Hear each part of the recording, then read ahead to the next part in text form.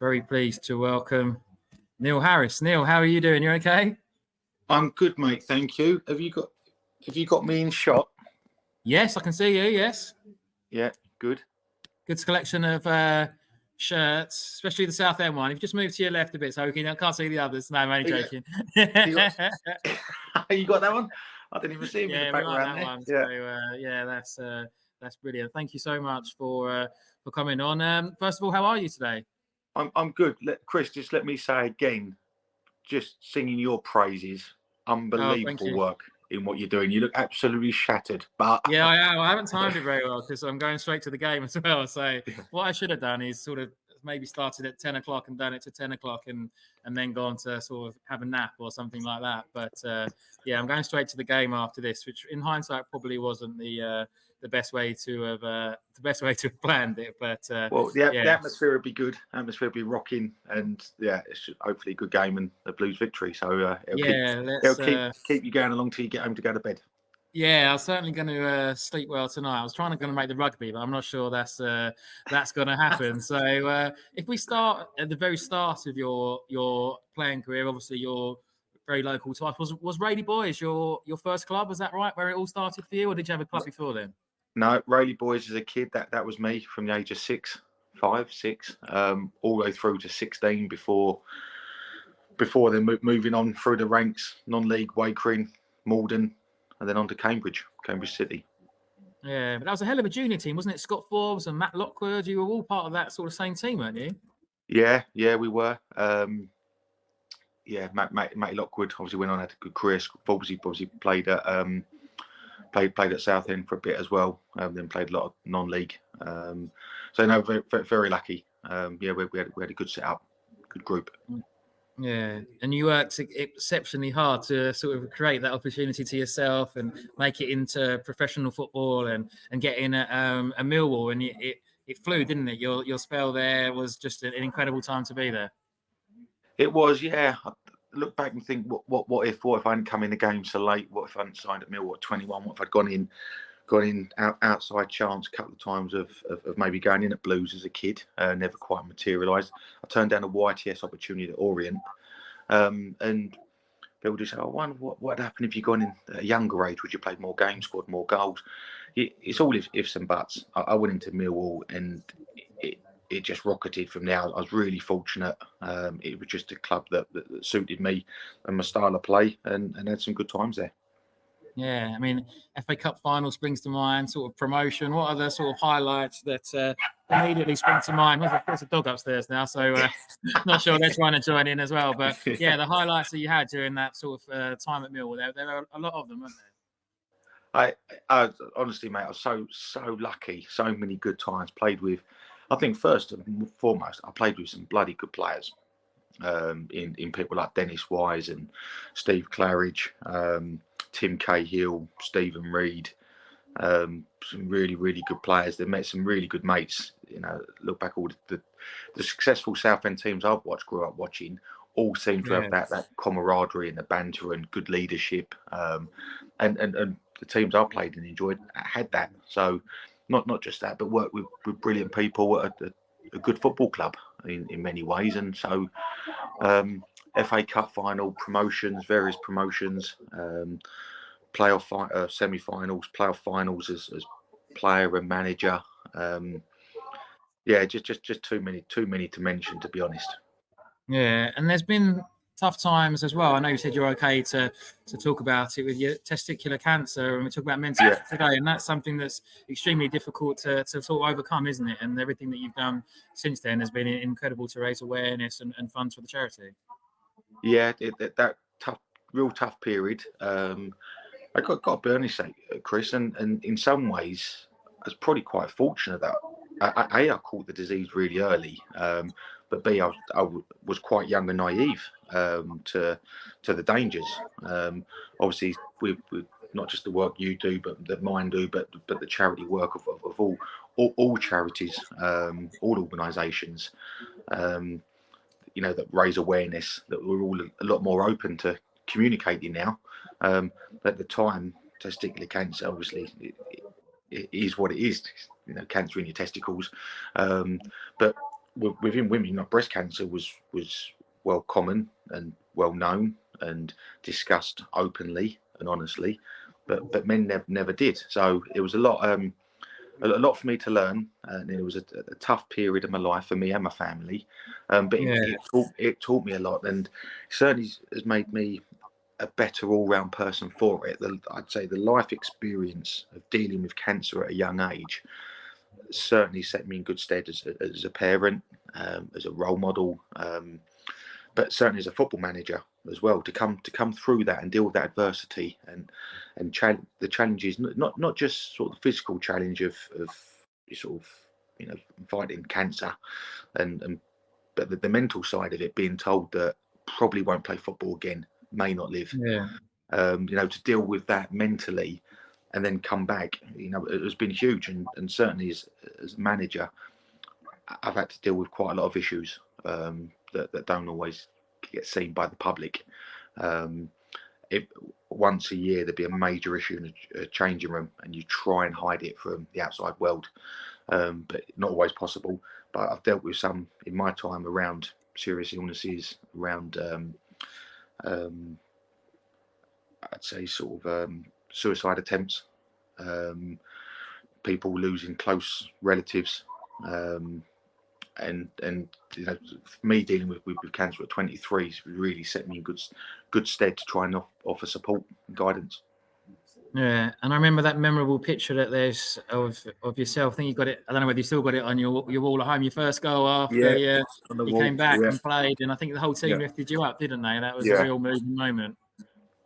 That was, and that, I've got to be honest. That's, I could go through sort of top 10 favourite moments in my footballing career. That would be right up there, because there's not too many occasions that your peers lift you on top of their shoulders in the world, in everyday life, but on a football pitch not too often. And to be in such a good football team, I think we might have even been top of the Championship at the time, trying to get in the Premier League. But for that calibre of player and personality to lift me on their shoulders to celebrate was a special moment, and something that was a privilege to happen to me. Yeah, and then you went back to Millwall sort of for a second time, didn't you? What came around sort of between that? What led to you leaving, and what led to you going back again? I guess it was a club that was so close to your heart. I think sometimes in football, just nature takes its course, and by that I mean time. Really, football, is a cycle. Sometimes, you perform well for such a period of time, and that cycle may end with manager or ownership or opportunity, and sometimes you just have to do what you feel's right. And I did it as a player. I left Millwall at a time when I thought was right to leave. I think after 7 or 8 years as a player, I thought it was the right time to leave. Experience new things. Went to Cardiff, went to Forest as player, and then went back. So I felt it was the right time to go back. The club was in need of probably myself as a sort of leadership character and a player. Went back the right time, which I'm pleased I did. And then when I left again and went to the Blues, it just felt the right time. It felt the right time again to leave the club, but also an opportunity for me that I thought would probably never arise again. I was 34, and I don't think the opportunity would arose again to go and play for the Shrimpers. So, the decision, and so always try and make methodical decisions. In the career, not always got everyone right, but majority, I think I got the timing right. Yeah, and going to Southend, I know just how much that sort of meant for you. I think at the time I remember interviewing you, and you said you always felt if you hadn't have played for Southend, there would have been something missing from your career. And is that something that you still stand by? Oh, 1,000,000%. Yeah, 1,000,000%. Fair enough. I look back, and if I say it, people always say to me, I do a lot of after dinner speaking and Q&As and things, and the question always arises is, do you have any regrets in your football career? I say, look, life's too short. You can't look back with regrets. But the one I look back and maybe got the decision was wrong was, but for the right reasons, Chris. I went to Nottingham Forest in 2003 and signed for Forest because of the stature of the football club. I was on loan at Cardiff at the time and was loving it and scored goals. And I went to Forest for the right reasons, but at the wrong time.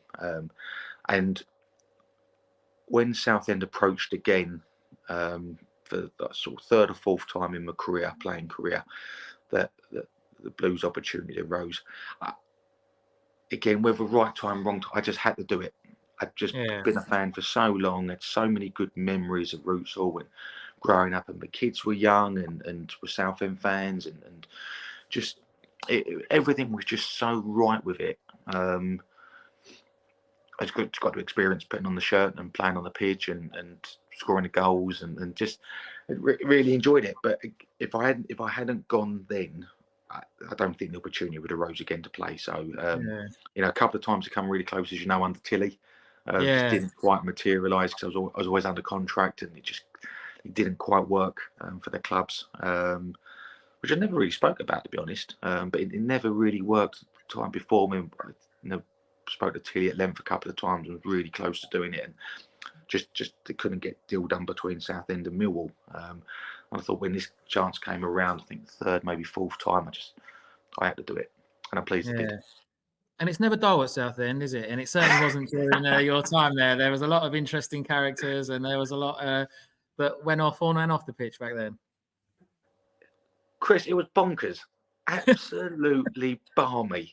Like, football was balmy at the moment. The fact I'm sitting here talking to you on a Saturday unemployed after being fourth in the league is balmy. But then, I just look back. I saw Michael Timlin on holiday this year. We spent, we didn't go away together with the families, but we was in the same resort, and I bumped into him. We spent the week together quite a lot. Oh, it was brilliant. Just reminiscing and catching up. Obviously, I've just worked with Glenn Morris. Gills for 18 months, and what a great character he is, and a mate as well.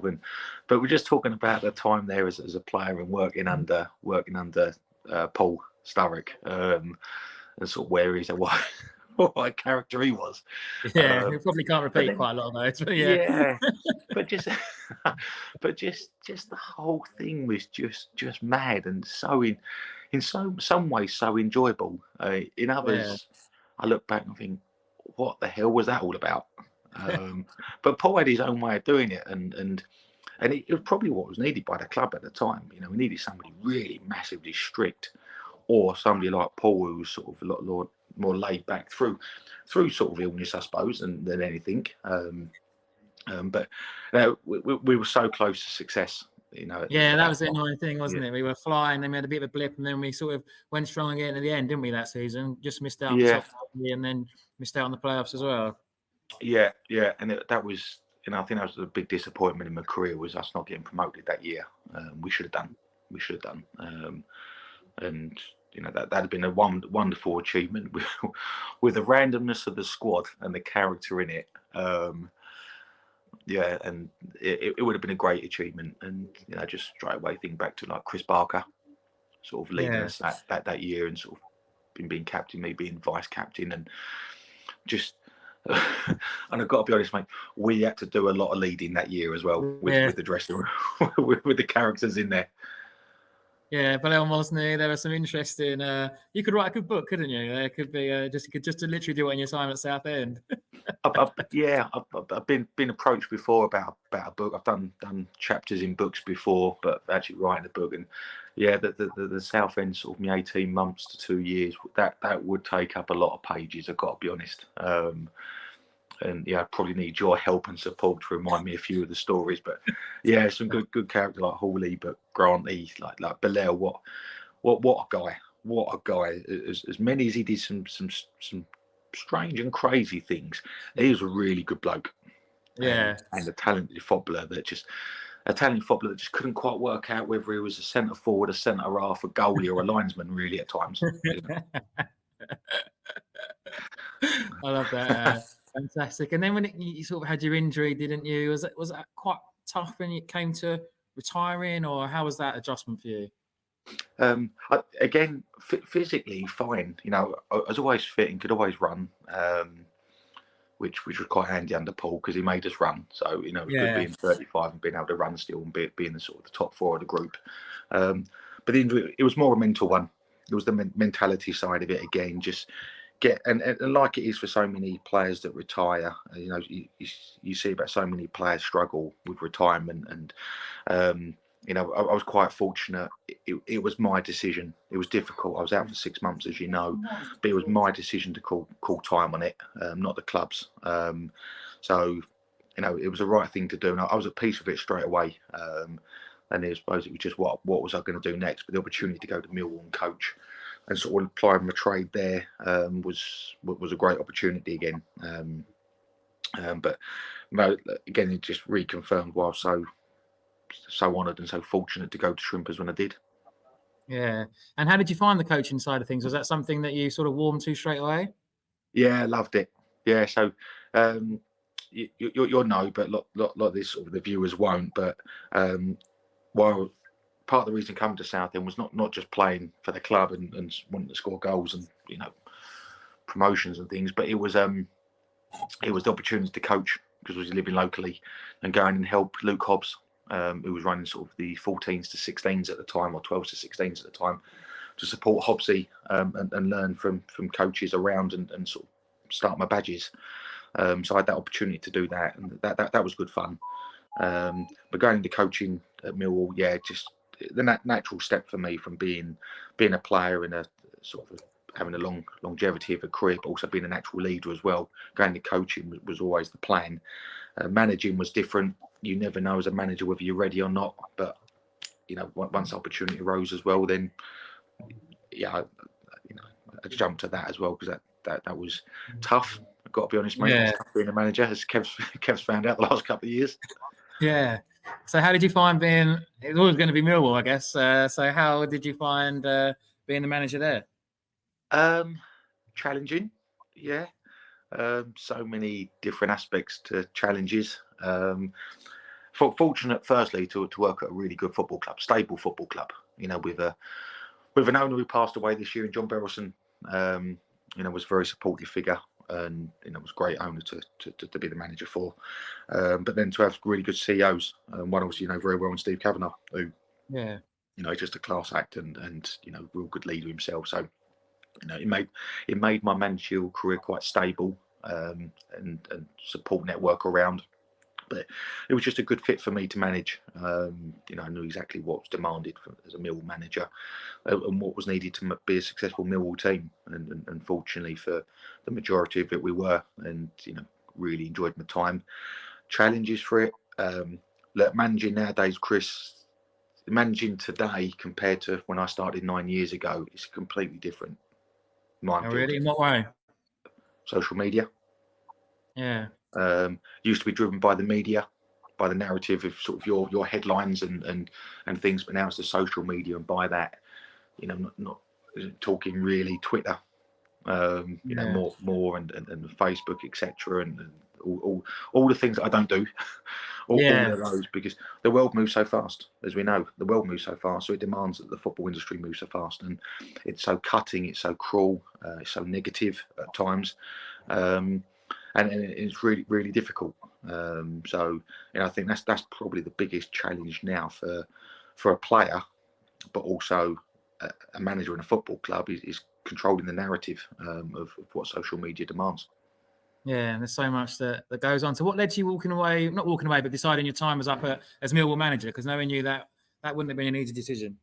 No, I think it was just, again, I've always tried to, as I said, make sensible decisions, and my cycle come to an end 4.5 to 5 years.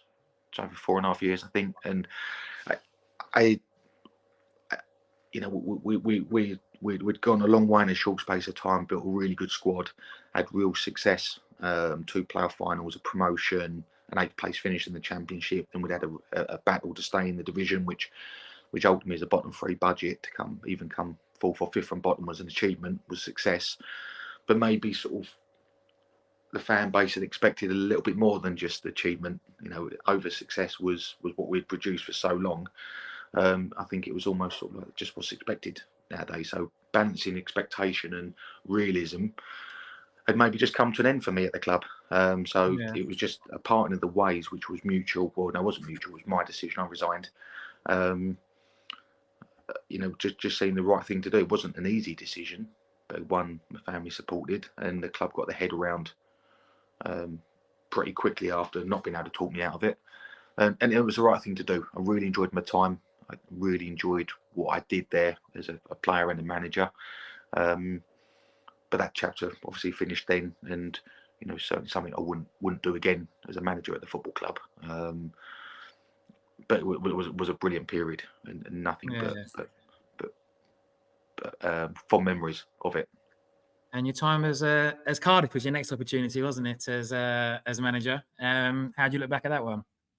Well, what a football club! Again, following Neil Warnock into a job was a challenge. Got to be honest. Everyone warned me about it, but it was an enjoyable challenge, and it was a club that was probably the next step for Millwall, because it was a club that was trying to get into the Premier League, and a group where I knew was underperforming, and thought I can get these in the top 6. And I thought we had a chance at Premier League football, and to get so close to be beating the playoffs by Fulham, who obviously went on to then get promoted and sort of stay in the Prem for so long, was disappointing. But yeah, I felt that was my big chance really to get to the Premier League was that year at Cardiff, and we just fell short right at the end. But it was a great experience living down in South Wales and leading a huge football club, leading sort of the nation's capital team really, and everything was expected of you as the Cardiff manager while you're down there.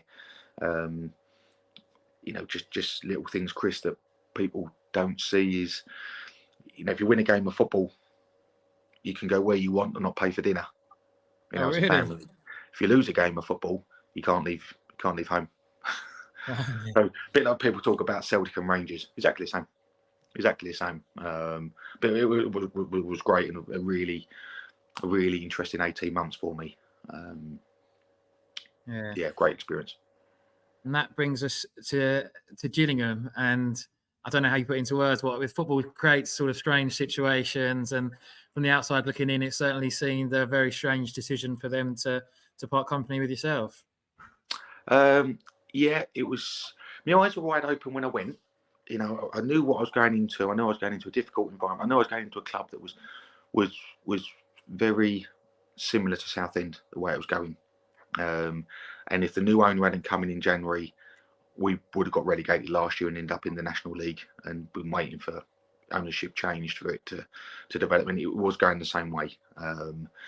So I knew what I was going into, and that was the challenge really for me, was trying to stop a juggernaut from sinking, sort of running downhill with the handbrake off. And it was a lot tougher than I expected. But to got to where we were in January and going, right, new one's in, we're rock bottom. We've now got an opportunity over the next period of time, 18 months really, to see where it takes us. It was an exciting challenge, and I did. And obviously the record from January was pretty impressive up to last week or 2 weeks ago. And I didn't see it coming, I've got to be honest, didn't see it coming. I never went in last 2 Thursdays ago and thought anything about losing my job.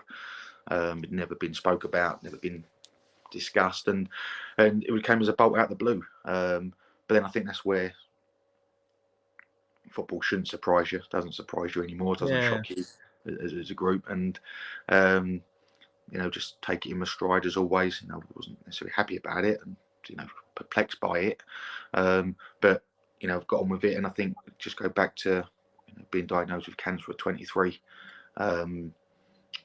Set me in good stead to be on a level playing field as a person all through my career, and I've never gone sort of up there and down there, Chris, as a player, and certainly not as a manager. And this is just another period now where I look at it and go, right, well, different challenge. What I'll do next, not sure. But enjoyed my time at Gillingham.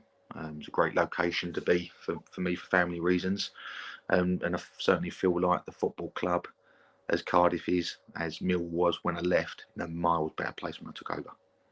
Yeah, and you mentioned previously about sort of social media noise, and that's probably prevalent. Was that during your time at Gillingham as well? Or you don't have to go into that if you don't want, but is that kind of something that you felt swayed things?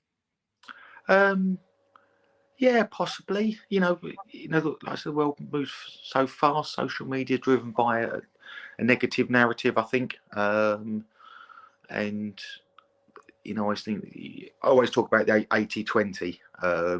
The 80% is always large, is always positive and supports the football club and a manager and its players.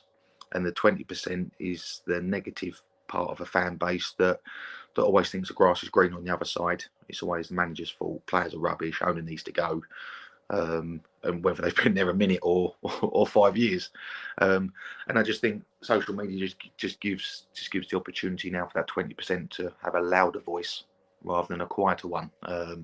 So I always felt supportive. At Gillingham in particular, I always felt supportive from the fan base and certainly from the changing room and the staff, because that's what I build, that culture and that environment. So I think it purely was just a football board decision led by Paul Scally, and just have to accept it. Yeah, and you still want to get back in. It's in your sort of blood, isn't it? You want to get back into management again. Is that something that you're still driven to try and succeed in? Yeah, possibly. Turned down 2 opportunities already. To do it because I'm not sure if I want to. I've done nearly 9 years as a manager and over 400 games, and I've enjoyed the majority of it. I've got to be honest, I've enjoyed it. But I think the football industry is so much bigger out there. There's so much more to do within the game, and whether it's as a manager, whether it's working with a manager, whether it's a younger one or whether it's somebody in the game that you can learn from and or support and advise. I'm not opposed to anything. Look at like Powley just got into Sheffield Wednesday and sort of his route of being a manager and then sort of stepping backwards and doing different roles. Whether that's with the FA or whether that's in the Premier League Academy, I really don't know. So very open-minded at the moment. And taking my time and very much enjoying David Lloyd running on the treadmill and speaking to a lot of Southend United fans in David Lloyd, and it's a conversation, very positive conversations, which I like to add to new ownership and to Kev and the boys, and like it's brilliant. So yeah, for me personally, very open-minded what I'm going to do next. So we'll watch this space. Yeah, and we're talking about mental health today, and football management must be very hard for someone's mental health, because it's so hard to keep an even keel, seemingly. It is, yeah, and I think that's the importance for me. I don't do social media. The extent of my knowledge is about WhatsApp. That's about it. So I don't do your Twitters and your Facebooks and things like that. So I don't Instagram. So I don't, and the kids do, obviously. So I sort of see a little bit of an understanding of it, but that's it. So I don't see what people post. But I know from talking to players, from having player issues, that obviously the players do social media and follow it, and the negative after a game can be huge, have a huge impact on a player. But I think on a football club decision making as well, and something is here to stay. People have to get used to it. Very, very difficult. I think that's how the management's changed. But I think also the dressing room environment of players. Now players. It's very difficult to ban mobile phones in the changing room in the modern day, because so just an insight for the fans. Players in changing room, like if you got kids like youngsters growing up, have always got their phone, always got their earphones in. Players are exactly the same. You walk into play at the change room now, everyone's got their mobile phone, everyone's got their earphones in. You still have sort of like the music box on the go, and there's music on, and someone's in charge of that, and the lads are listening and having a bit of banter. But there is lads that will sit there with their earphones in and have their phone and want to have their own music on. You can't control what they're doing on their phone, Chris. So I tried really hard at Millwall and at Cardiff, to stop people having mobile phones in the change room, but it's impossible now. People just live with them. So I name a team at 1:45. Well, I name a team on a Friday normally, but the team sheet goes at 1:45.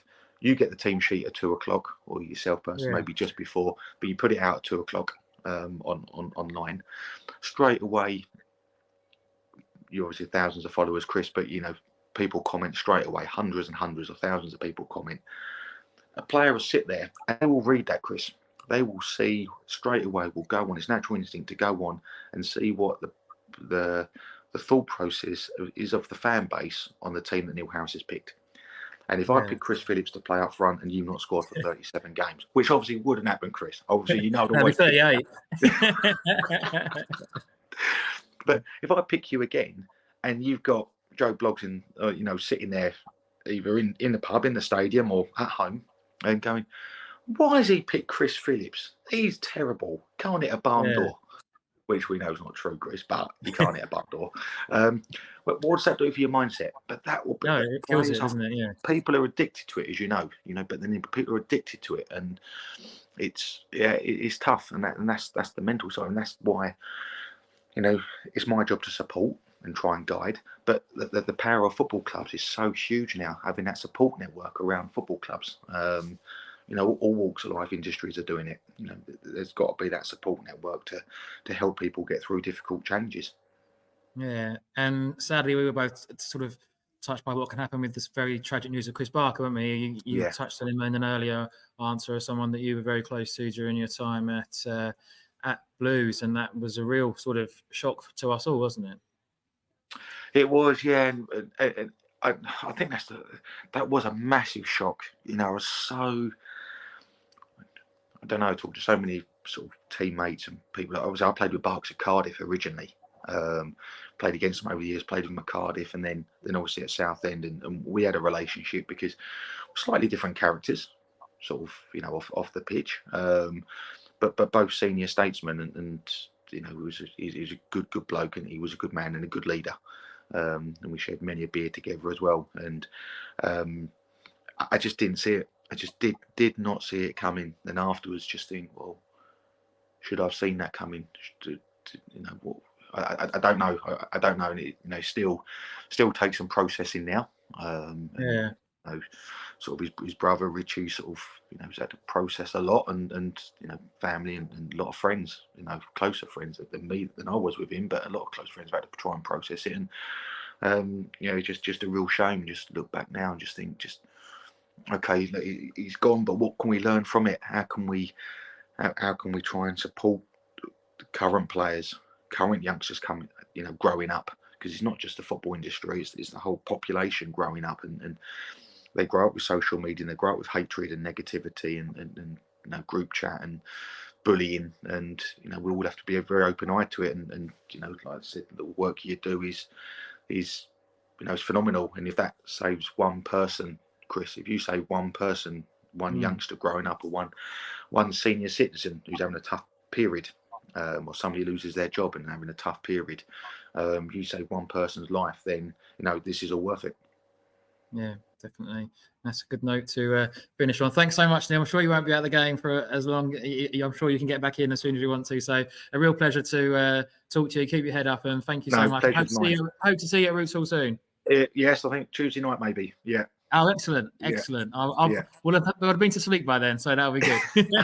Yeah. Hey, look, again, mate, just to reiterate, you're doing brilliant. Thank you very much. Thank you very much. 40 minutes to go, so I'm getting there. Yeah, thank you very much. For the whole football world and the Blues in particular, keep up the good work, mate. Thank you very much. Cheers, Neil. Take care, mate.